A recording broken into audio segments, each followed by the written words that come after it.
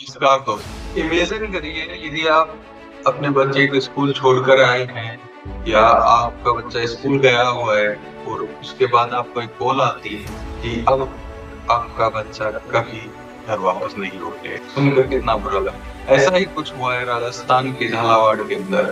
पीपलोदी गांव के सरकारी स्कूल के अंदर छत गिरने के कारण 7 मासूम बच्चों ने अपनी जान गंवा दी। इन मासूम बच्चों की जान का जिम्मेदार कौन है या आप और मैं अच्छी तरह जानते हैं। प्रशासन की इस लापरवाही की वजह से 35 से ज्यादा बच्चों पर सरकारी स्कूल की छत का मलबा गिर गया। ये घटना हुई 25 तारीख को सुबह 7:45 बजे, जब मॉर्निंग असेंबली के अंदर बच्चे बैठे हुए थे। कक्षा 6 से 7 के बच्चों के ऊपर कंकर गिरे तो उन्होंने अध्यापकों से शिकायत की, लेकिन अध्यापक इस चीज के आदी हो चुके थे। उन्होंने इस पर ध्यान नहीं दिया और कुछ समय बाद वो छत गिर जाती है और उसके अंदर 35 बच्चे मलबे के अंदर दब जाते हैं, जिनमें से 7 मासूम बच्चों की जान चली जाती है और 25 बच्चे अब भी गंभीर रूप से घायल।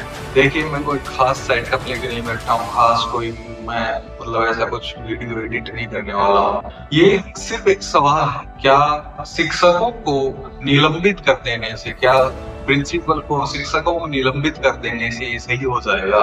क्या सिर्फ शिक्षक जिम्मेदार है? मान लो शिक्षक जिम्मेदार, लेकिन क्या प्रशासन जिम्मेदार नहीं है? क्या सरकार की जवाबदेही नहीं? अगले ही दिन शिक्षा मंत्री महोदय मंचों पर मालाएं पहन रहे हैं। आप शिक्षा मंत्री हैं और केवल ये एक स्कूल की बात नहीं है।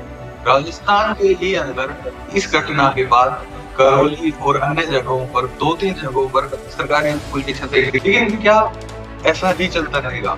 यदि हम आंकड़ों के माने तो राजस्थान के सरकारी स्कूलों में 800 से लेकर के 8,000 स्कूल ऐसी हैं जिनके अंदर किसी में छत टपक रही है, किसी की फर्श फूटी हुई है, किसी की दीवारों में दरारें आ गई, वो भी 1-2 साल के अंदर गिरे। क्या आप 20 से 40 साल पुराने भवन के अंदर बच्चों की क्लासेस चल रही हैं और फिर कहते हैं सरकारी स्कूलों में बच्चे आते नहीं, प्राइवेट में क्यों जाते? प्राइवेट में इसलिए जाते हैं, प्राइवेट स्कूलों के अंदर इसीलिए जाते हैं क्योंकि उनको सुविधाएं, बुनियादी सुविधाएं जो है वो नहीं सरकार ने अपने पास। मेरे सवाल सीधा आपसे है, क्या हम जागरूक हैं?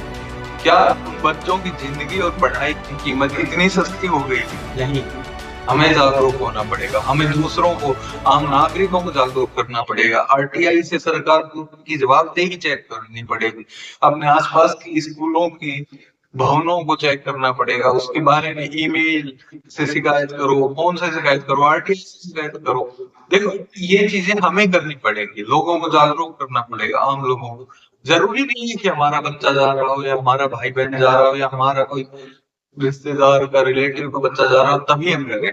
ये सब हमें करना पड़ेगा क्योंकि ये हमारा देश, हमारे राज्य, हमारे गांव में भी हो सकता है। इसलिए मेरा आपसे निवेदन है कि वीडियो को ज्यादा से ज्यादा शेयर करें ताकि आम लोगों तक जागरूकता पहुंचे, आम लोगों को पता चले और लोग इस बारे में जाने, इस बारे में आवाज उठाएं।